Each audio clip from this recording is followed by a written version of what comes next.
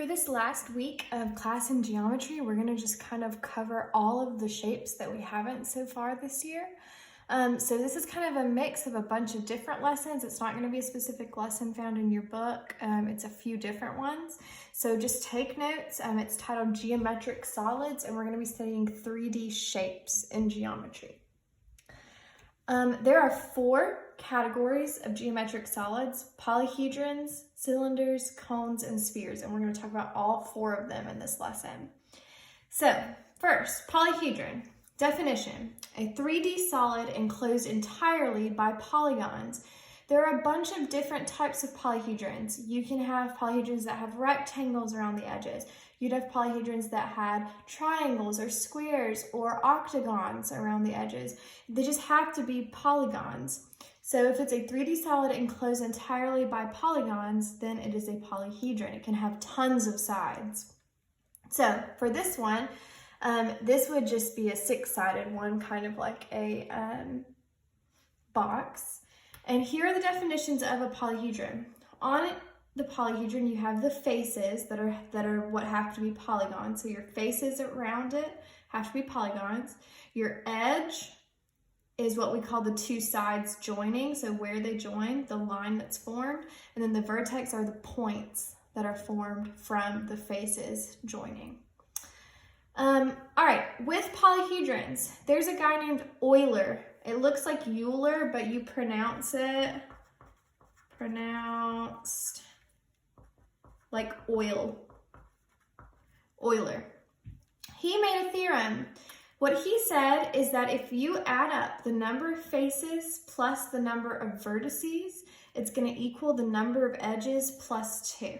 So faces plus vertices equals edges plus 2. We're going to use this theorem to solve this problem. It says, if a shape has 20 faces and 12 vertices, how many edges does it have? This is a very simple problem. You'll do 20 instead of F, so 20 faces, 12 vertices, and then we want to find edges. 20 plus 12 is 32, equals edges plus 2. Subtract 2 from both sides, you have 30 edges on this shape. There is a subset of polyhedrons called prisms that we have touched on slightly before in previous classes. So a prism is a subset of polyhedrons because it is made up of polygons all around it.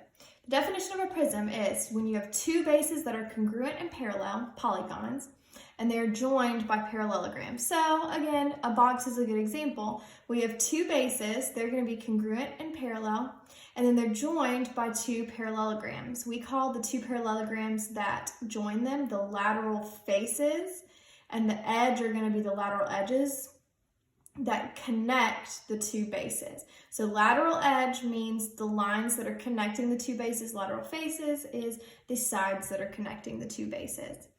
What we're going to be doing is surface area and volume of a bunch of different shapes. We're going to start with prisms. Surface area of prisms. We've done this before. This is kind of a review. Surface area, the formula is 2 times the area of the base. We're going to use capital B for the area of the base. 2 times the area of the base plus the lateral surface area. And if we connect the word lateral surface area to lateral edge and lateral face, it means the surface area of the part that goes around it that connects the 2 bases. So your lateral area is going to be the perimeter of your base times the height.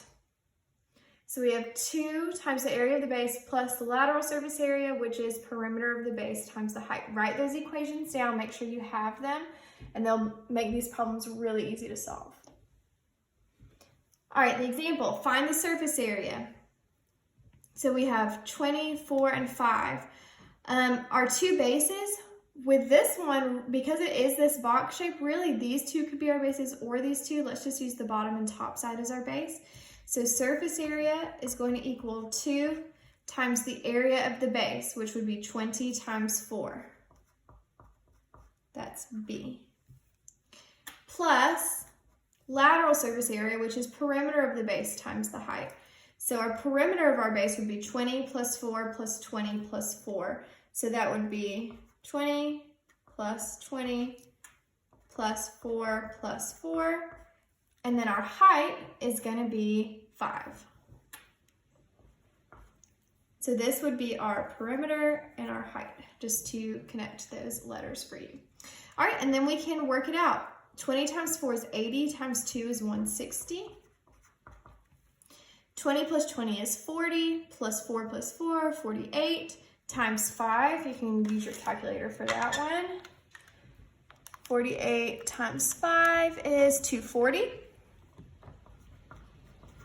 And then to get your final answer, the surface area will be 240 plus 160, so 400.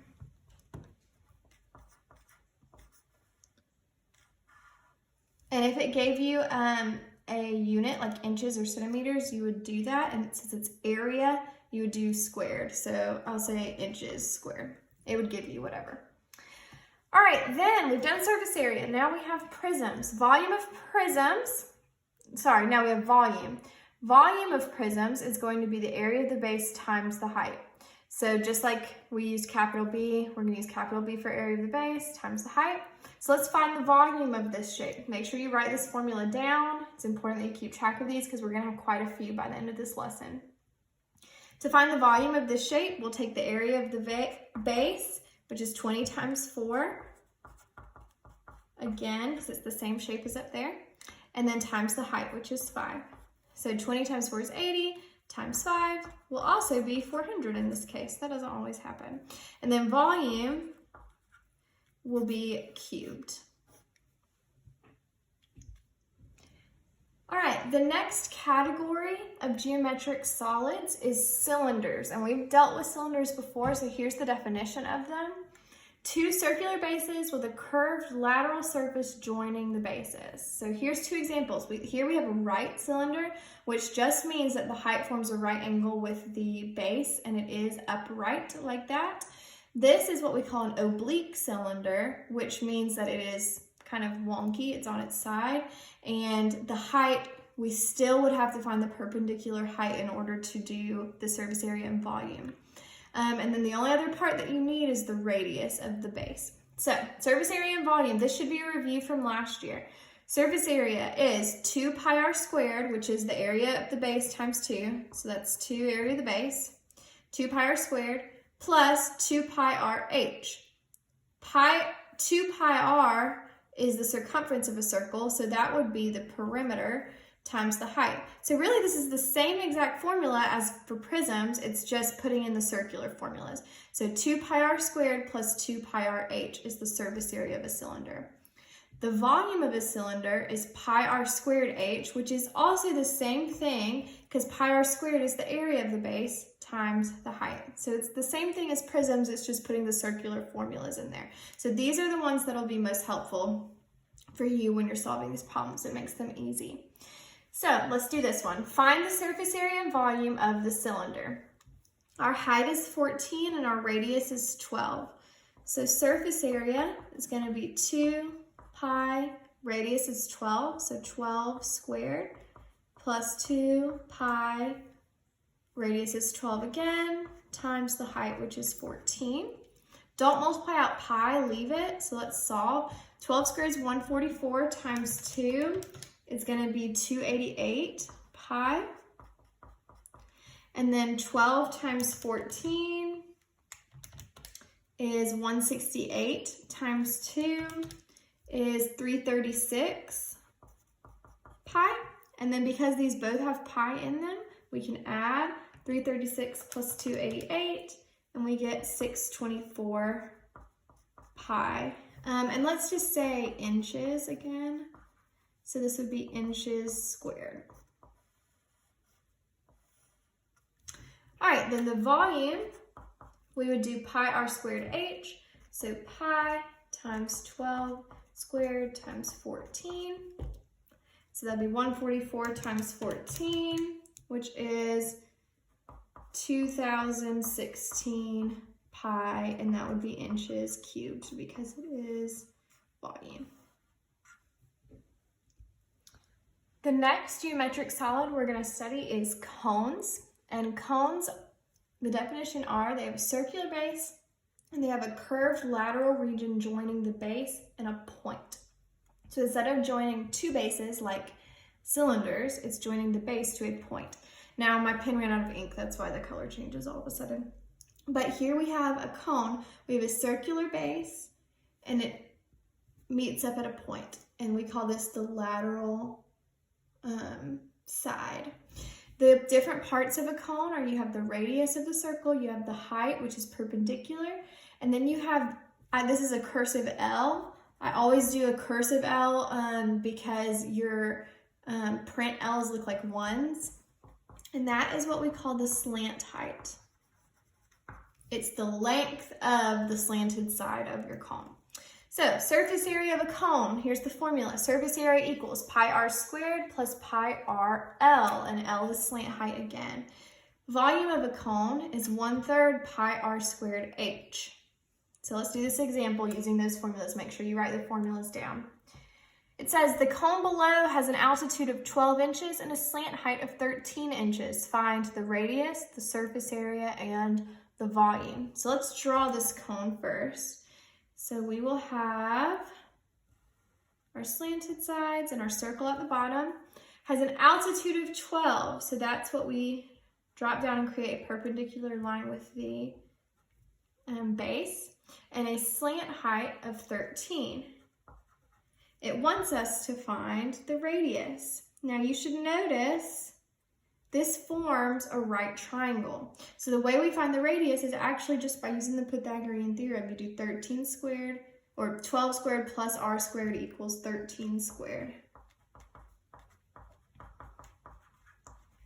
All right, so you'll have 144 plus r squared equals 169, and then 169 minus 144 equals 25. So r would be 5. So your radius is going to be 5, and it says it's in inches. So 5 inches. Okay, that was A. So then B, the surface area. And I'm going to write 5 in here so that it's easy to see now that we found it. Surface area, pi r squared. R is 5, we just found that. Plus pi r, which is 5, L, which is the slanted part, so 13. Let's go ahead and just do our volume formula too. Volume is going to be 1/3 pi r squared times the height, which is the perpendicular height, 12. All right, so surface area, we'll have 25 pi plus 5 times 13 is 65 pi. So this will be 90 pi inches squared for the surface area. And then the volume will be 1/3 pi, 25 times 12. And let's go ahead and divide 12 by 3 since that divides evenly, and that'll be nice. So 25 times 4 is 100. Pi inches cubed will be the volume of your cone. The last type of geometric solid we're going to study is spheres. The definition of a sphere is the set of points in space that are equidistant from a given point. So a circle was a very similar definition. It was the set of points that are equidistant from a given point. Now this is going to be the set of points in space because now we have a three-dimensional object. And that distance from the point is going to be the radius. So the radius is that equal distance all the way around. The surface area of a sphere, all you need to know about spheres is the radius to find the surface area and the volume. Surface area is 4 pi r squared. Volume is 4/3 pi r cubed. So write those equations down and we'll solve this last problem.